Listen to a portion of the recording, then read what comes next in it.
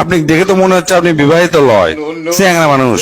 আপনি কি জানেন এই কোম্পানির চাকরি যারা করে তারা সগলি বিবাহিত, অবিবাহিত খামার লেই না।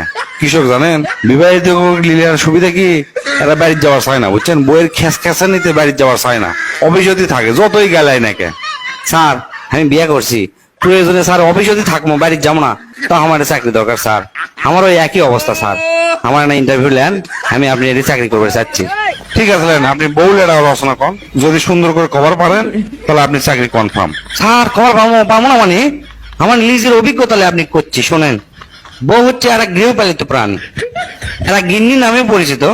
অনেকে গৃহিণী কয়, অনেকে বাড়িয়ালি কয়, এক একজন এক একটা কয়। এরা সাধারণত মানুষের লাগানতেই দেখতে, দুটা হাত আছে, দুটা পাও আছে, লাক আছে, দুটা কান আছে, সবই আছে। তবে জিনগত কারণে মানে এরা চাপা নামে একটা জিনিস বেশি পাচ্ছে, বুঝছেন?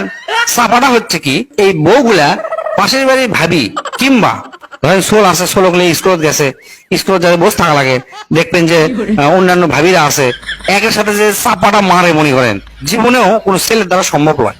একক যদি হিন্দি সিরিয়াল দেখবার বসতে দেন, তখন যদি কন চলো কেএফসি থেকে তোমাকে মুরগি খিলাই, এরা উঠবেই না, দরকার নাই মুরগি, কিন্তু হিন্দি সিরিয়াল দেখাই লাগবে। এরা স্বামীর সাথে যদি কেসাল লাগে, বুঝছেন, মানে কেসালও যদি জিততে না পারে, জিতার আগ পর্যন্ত এরা চিল্লাতে থাকবে মনে করে। মানে স্বামীর মান সম্মান থাক বা না থাক, বংশের মান সম্মান থাক বা না থাক, সংগ্রাম চালিয়ে যাবে মনে করেন। আবার কথায় কথায় করবে কি, বাপের বাড়ি যাওয়ার আপনি আলটিমেটাম দিবে, বুঝছেন? আর একটা বাণী চিরন্তনী তো আছেই, পকের মুখত সবসময় লাগে থাকে।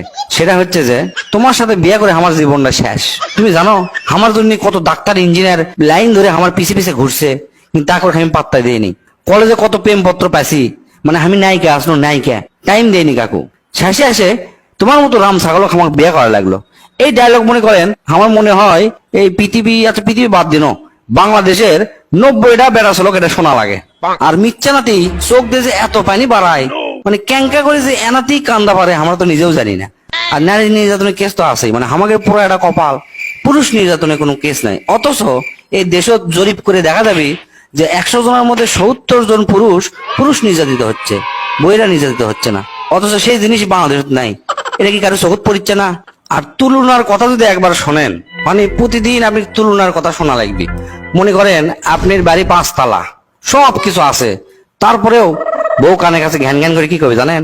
দেখছো অমুকের বাড়ি 10 তালা, অমুক BMW গাড়ি চালাচ্ছে, আর তুমি মাত্র এই টয়োটা গাড়ি চালাচ্ছ, এটা হলো? তারপরে আপনি যদি সারা বাংলাদেশ কিনে দেন, ওই 2 দিন খুশি থাকবে বাংলাদেশ নেওয়ার পর। তার 2 দিন পরে এনা মন খারাপ করে আবার আপনি কি করবে জানেন? বেশ তুমি আমাকে বাংলাদেশ দিছ, বাংলাদেশ একটা মিথ্যে না দেশ, দেখো পাশের দেশ দেখো ভারত কত বড়, উনকে একটা দেশ দিলে আমার জন্য ভালো হলো নি। মানে জীবনেও আমাকে কোনোদিন মন ভরান পারবেন না। এরই নাম হচ্ছে বউ, এটাই হচ্ছে বইয়ের রচনা। ভাই আপনি এটা কি রচনা শুনালেন?